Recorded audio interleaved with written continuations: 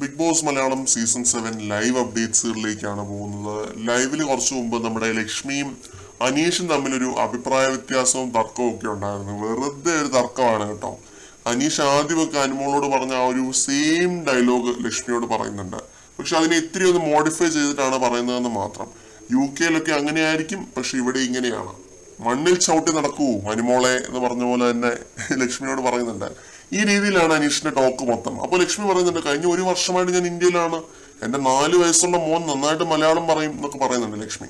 ഇതൊന്നും അനീഷ് ചോദിച്ചിട്ട് പറഞ്ഞൊന്നുമല്ല, വെറുതെ ഇങ്ങനെ പറയുന്നതാണ്. എന്ത് കാര്യത്തിനാണ് ഇവർ അടിയുണ്ടാക്കിയത് എന്ന് പോലും സത്യം പറഞ്ഞാൽ 2 പേർക്കും ഒരു പോയിന്റ് എത്തിയപ്പോഴത്തേക്കും മറന്നുപോയെന്നാണ് തോന്നുന്നത്. വേറെ എന്തൊക്കെയൊക്കെയോ പറഞ്ഞ് അടി ഉണ്ടാക്കുന്നുണ്ടായിരുന്നു. ഇതിന് അനീഷ് പറയുന്നുണ്ട്, എന്റെ ടീമിൽ ലക്ഷ്മിയെ കൊണ്ട് ഞാൻ പണി എടുപ്പിക്കും, മര്യാദ എന്താണെന്ന് ഞാൻ പഠിപ്പിക്കും, ഏത് ടീമിൽ പോയാലും ലക്ഷ്മി ഇങ്ങനെയാണ് ചെയ്യുന്നതെന്നൊക്കെ പറഞ്ഞിട്ട് എങ്ങനെ എന്ത് ചെയ്തു, ലക്ഷ്മി എന്താണ് ചെയ്തതെന്ന് പോലും വ്യക്തമല്ല കേട്ടോ. ഒരേ ടീമിലാണ് ഈ ആഴ്ച 2 പേരും, വെസൽ ടീമിലാണ്. ഈ ആഴ്ച നമുക്ക് ഇവർ തമ്മിലുള്ള നല്ല രീതിയിലുള്ള ഒരു ഫൈറ്റ് തന്നെ കാണാൻ പറ്റുമെന്നാണ് തോന്നുന്നത്. അതിന്റെ ഒരു തുടക്കമാണ് കണ്ടതെന്ന് തോന്നുന്നു. കാരണം അനീഷ് ആര്യന്റെ മറ്റേ വെള്ള ഷർട്ടിന്റെ കാര്യമൊക്കെ ഇടുന്നുണ്ട്. ഞങ്ങൾ എല്ലാവരും തെറ്റാണെന്നാണ് ലക്ഷ്മി പറഞ്ഞത്, അത് ശരിയല്ല എന്നൊക്കെ പറഞ്ഞ് അനീഷ് വൻ ഫയറിൽ തന്നെയായിരുന്നു ലക്ഷ്മിയുടെ അടുത്ത്. ഈ ഒരു ഫൈറ്റിന്റെ ഇടയ്ക്ക് എനിക്ക് ചിരി വരാനൊരു കാരണം ഷാനവാസ് ആണ് കേട്ടോ.